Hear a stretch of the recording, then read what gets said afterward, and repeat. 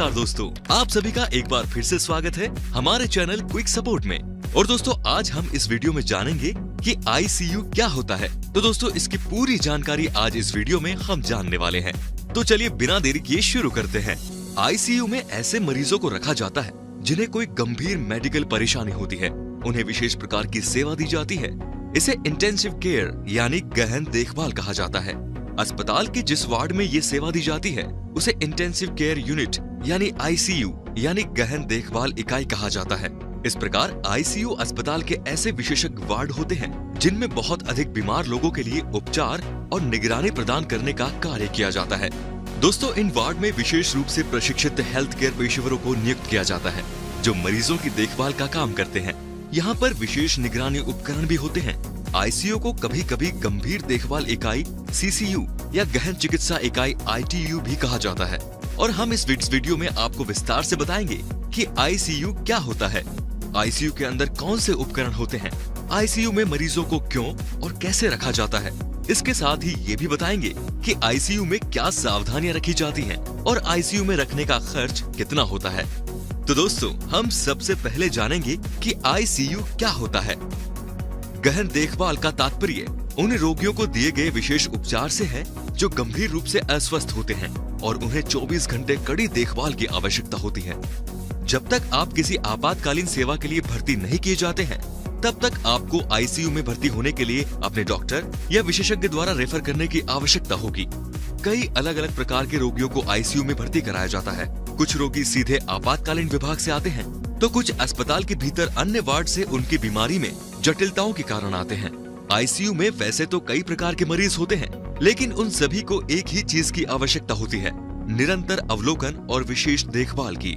दोस्तों आईसीयू में उन लोगों की देखभाल की जाती है जिनका जीवन गंभीर बीमारी या दुर्घटना में चोट के कारण खतरे में होता है, जहां उन्हें हर पल निगरानी और जीवन सहायता उपकरण पर रखा जाता है। ये अस्पताल के अन्य वार्डों से अलग स्थिति होती है। जैसे कि पहला, आईसीयू में विशेषज्ञों की एक उच्च प्रशिक्षण प्राप्त टीम द्वारा 24 घंटे देखभाल प्रदान की जाती है। दूसरा, यहाँ पर बहुत कम बिस्तर होते हैं जिनमें बहुत से उपकरण गंभीर रूप से बीमार मरीजों की निगरानी और देखभाल करते हैं। तीसरा, बहुत कम लोगों को मरीज से मिलने की अनुमति होती है। तो दोस्तों अब जानते हैं आईसीयू के साधन के बारे में।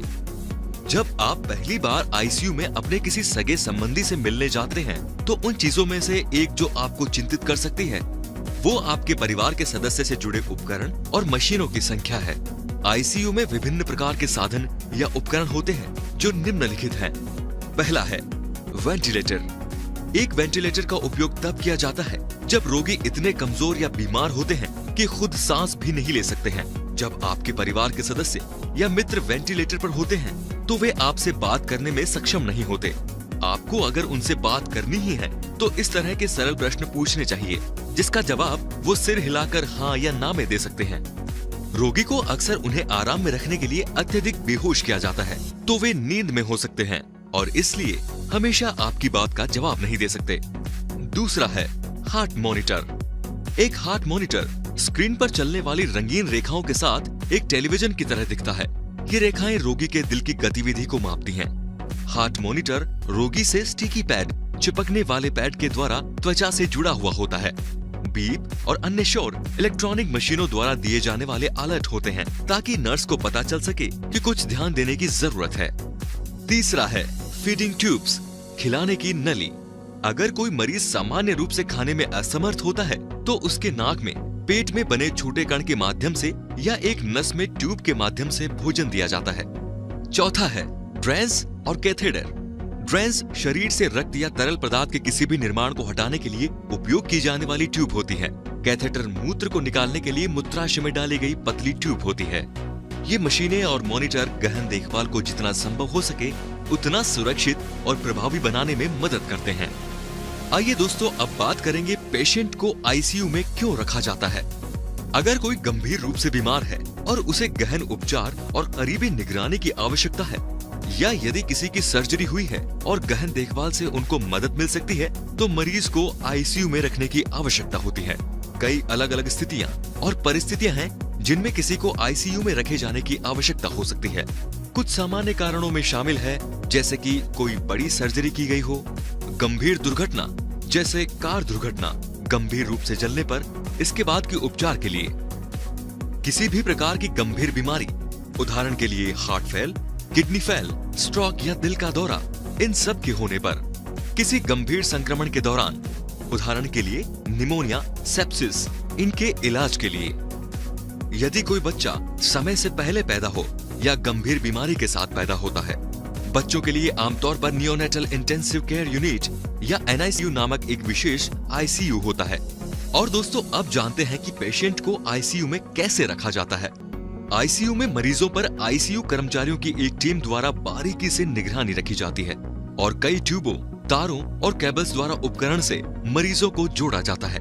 आमतौर पर प्रत्येक 1 या 2 रोगियों के लिए एक नर्स होती है। ICU में रोगियों को मशीनों की एक विस्तृत श्रृंखला से जोड़ा जा सकता है, लेकिन जो सबसे आम मशीनें हैं वे हार्ट मॉनिटर और कृत्रिम वेंटिलेटर हैं। कई ICU मशीनें बीप की ध्वनि करती हैं और यदि रोगी की स्थिति में कोई बदलाव होता है तो कर्मचारियों का ध्यान रोगी की तरफ आकर्षित करने के लिए शोर करती हैं और अलार्म बजाती हैं। जो मरीज स्वयं भोजन नहीं कर पाते हैं उन मरीजों को तरल पदार्थ और पोषक तत्व या अन्य तरल पदार्थ के लिए कई ट्यूब लगाने की भी संभावना होती है। ICU में कई प्रशिक्षित कर्मचारी होते हैं। प्रत्येक मरीज के लिए आमतौर पर एक समर्पित विशेषज्ञ नर्स होती है जो नियमित रूप से उपकरण और किसी भी जीवन सहायता प्रणाली की जांच करती है। ICU हेल्थ केयर टीम अच्छे से समझती है जैसे कि ICU में इंसान कितना परेशान हो सकता है और इसीलिए वे तत्काल परिवार का समर्थन करने के लिए उपलब्ध होते हैं। दोस्तों अब जानते हैं ICU में क्या सावधानियां रखी जाती हैं। ICU में प्रत्येक रोगी बहुत अधिक अस्वस्थ होता है, इसीलिए प्रत्येक अस्पताल में मरीज से मिलने वालों के लिए एक नीति होती है, जैसे कि आपको अपने मोबाइल फोन बंद कर देने चाहिए। आपको रोगी के लिए उपहार लाने से भी मना किया जा सकता है। यदि आप किसी कारण से अस्वस्थ महसूस कर रहे हैं तो रोगी से मिलने आपको नहीं दिया जाना चाहिए। रोगी से मिलने के घंटे आमतौर पर बहुत पेचीदे होते हैं, लेकिन ऐसा समय भी हो सकता है जब मिलने की अनुमति नहीं दी जाती है।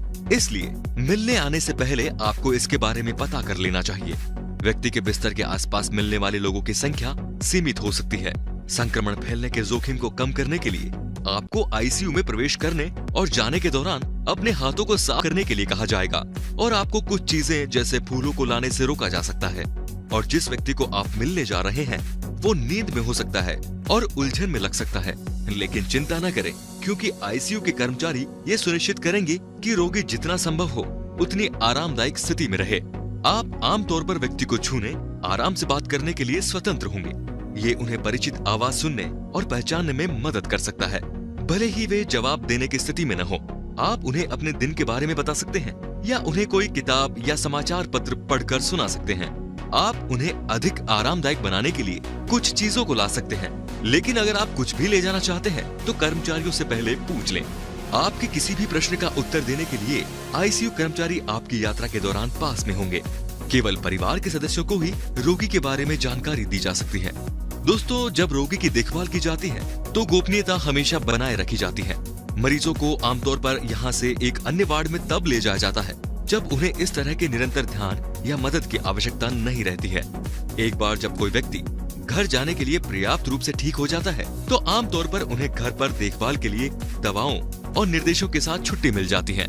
उन्हें अस्पताल, क्लिनिक या उनके डॉक्टर से आगे की देखभाल के लिए मिलने की आवश्यकता भी हो सकती है। और दोस्तों अब जानते हैं कि ICU में ट्रीटमेंट करवाने की कीमत क्या होती है। दोस्तों ICU में रखने की लागत मरीज के लिए आवश्यक प्रक्रियाओं, ICU में बिताए गए समय और विशेष देखभाल की आवश्यकताओं पर निर्भर करती है। भारत में एक निजी अस्पताल में ICU में मरीज के भर्ती रहने के लिए कहीं भी 30,000 रुपए से 50,000 रुपए बीच प्रतिदिन खर्च आ सकता है। इतनी बड़ी लागत के कारण आप घर पर ICU सेवाओं का चयन कर सकते हैं। घर पर यही लागत प्रतिदिन मात्र 7,500 रुपए से लेकर 12,500 रुपए तक आती है। और दोस्तों क्विक सपोर्ट को आशा है कि आपको ICU क्या है और उसके बारे में पूरी जानकारी मिली होगी और उसके बारे में पूरी तरह से समझ में भी आ गया होगा। और हमारी आप सभी दर्शकों से गुजारिश है कि आप लोग भी इस जानकारी को अपने आस पड़ोस, रिश्तेदारों, अपने मित्रों में शेयर करें, जिससे कि हमारी भी जागरूकता होगी और इससे सबको बहुत लाभ होगा। हमें आप लोगों के सपोर्ट की आवश्यकता है जिससे मैं और भी नई जानकारी आप लोगों तक पहुंचा सकूं। और क्विक सपोर्ट की हमेशा से यही कोशिश रही है कि हम हमेशा अपने व्यूअर्स को हर तरफ से हेल्प करें और नई नई जानकारियां देते रहें। यदि आप लोगों को किसी भी तरह का कोई भी सवाल है तो आप मुझे बेझिझक कमेंट में पूछ सकते हैं और हम जरूर उन सवालों के हल निकालने के लिए कोशिश करेंगे। और ऐसी और जानकारियों के लिए हमारे चैनल को सब्सक्राइब करके बेल बटन को प्रेस करना न भूलें। धन्यवाद।